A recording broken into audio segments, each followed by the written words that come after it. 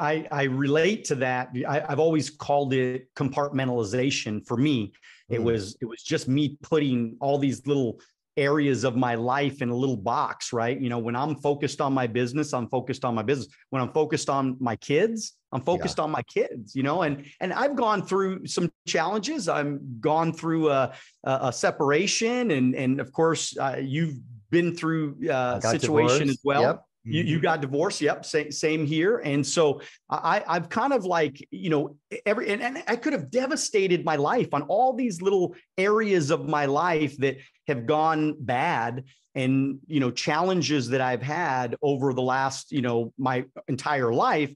Or I could have said, I'm just going to stick it in a little box. If I want to go cry, I'll go cry for a little while in the closet, and I'll just do my time over there and just take care of it, handle it, process it, deal with it. Yeah. But when I get out of that closet, when I'm out in the world and I go, all right, now I'm going to go out there and I'm going to be everything that I'm supposed to be in all the other areas of my life.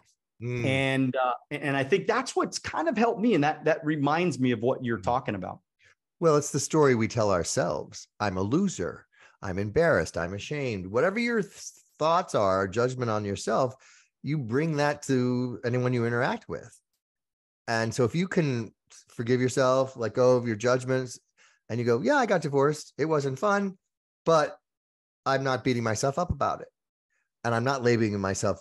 Even when I go to a doctor's office for the first time, because I recently moved to Austin, and you get all new doctors and they have you fill out this form, single, married, divorced, widowed. I'm like, it's none of your business if I'm divorced. Why do I have to check off the divorce box? Right? I'm single. That's all you need to know. It's fascinating how society likes to label us. But again, we're a choice. We're the movie director of our own life. Me going in for an eye exam has nothing to do with whether I'm divorced or not. You don't need to know that. So I think that's the message for people is you decide what your self-talk is and how long you're going to beat yourself up about something. And also don't let other people label you either. Believe it, man. And so how did you get this? I mean, obviously you have an incredible mindset. You have an incredible, did you read a lot of books? Did you do a lot of self-improvement? Did you have like a specific mentor that you could look back? Because I know I have a specific mentor that really helped me in my life. Is there somebody that you could go back and go, man, this guy or this gal really influenced me the most, at least so far in my life? Yeah, the gentleman named Tim Sanders, who's also a speaker.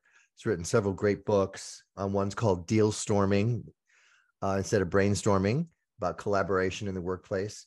When I wrote my first book all those years ago, I had reached out to him because he had written a wonderful book called Love is the Killer App. And I just loved the book. And he always encouraged people to read books and share that knowledge with others. And we became friends. And he agreed to write the foreword to my first book. And that was life-changing for me because somebody who I really respected and had aspirations of getting to that level in my speaking career agreed that what I was writing about was worthy of his time and attention. And, the words he wrote in the foreword, I thought to myself, oh, if only I could write this well. He said, this book is a walk through John Livesay's mind. I suggest you wear comfortable shoes. So, and we're still friends to this day. So, what a cool way to say that, right? I hope you live in comfortable shoes. Okay, so writing. Okay, so I want to get your take on this because obviously this is like the future of the world. Here is ChatGPT and AI, and because the truth is, I use it for some of my Instagram captions. Now I go back and try to reword them, but it helps me kind of form a nice little, throws in little tips in there, maybe some emojis or hashtags or whatever. And it'll, speed things up for me. But what is this going to do for the future of advertising and the future of just writing? I think Hollywood just went on a writer's strike or something like that. Well, what's happening, man? Well, that writer's strike is based on the lack of residuals from streaming channels. Okay. So, but it always comes back down to money. We're not getting paid what we should for this. And part of the contract I have read is going to make sure that they can't replace writers with AI. Because, when you're at I don't know if you've ever been to a taping of a sitcom, but I was able to go when I lived in LA, and they write it and they rehearse and then they record it in front of a live audience.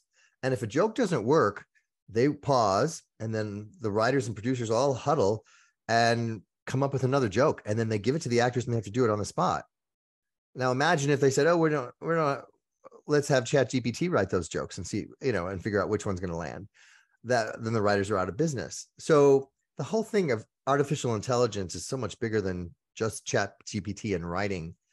But I think it's always going to require someone to determine, did this make me feel anything?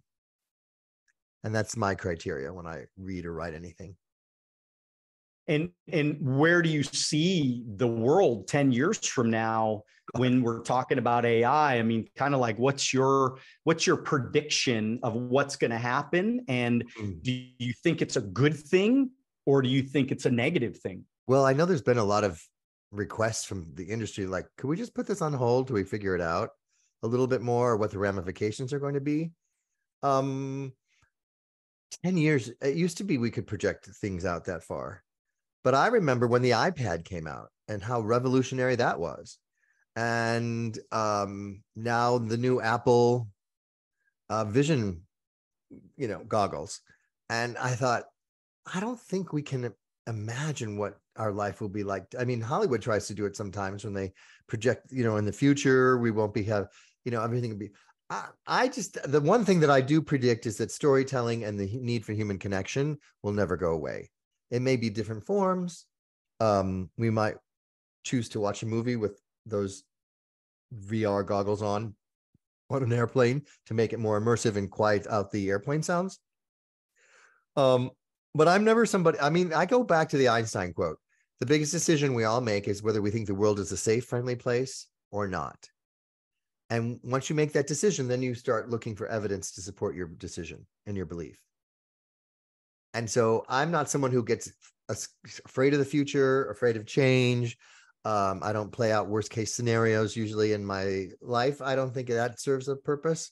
But I think, that's a whole other lane of expertise that I personally, I'm not an AI expert, but anything that can help people get jump started on their creativity, as long as it doesn't replace it. But I don't want people to go, well, I never have to write another thing again. I never have to have a feeling. I never have to think about really what I'm trying to say here. I'll just let, if I was, had children in school and they were saying, I'm going to write my paper with ChatGPT, I think I'd have a problem with that. Yeah, you're not learning anything. And they're like, well, maybe I don't need to learn. But, kids not learning how to write cursive or read a clock. I mean, there's a lot of things that I had to learn that they're not learning now. And I'm like, so you basically don't know how to sign your name? It's printed? Okay, I guess that's, well, I don't judge whether that's good or bad. I do know that the pandemic was really hard on my friends' kids. The lack of socialization, lack of the prom, or the, falling behind in school. So I don't think technology is a replacement for learning. Thank you for watching. If you like this video and you want to watch another clip, click right here. If you want to watch the entire podcast, click right here.